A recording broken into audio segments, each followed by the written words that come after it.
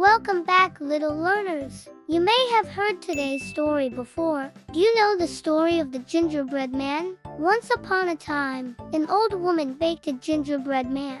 She put him in the oven. Suddenly, he jumped out. Run, run, as fast as you can. You can't catch me. I'm the gingerbread man, he shouted. The old woman ran after him. Then the gingerbread man ran past a cow.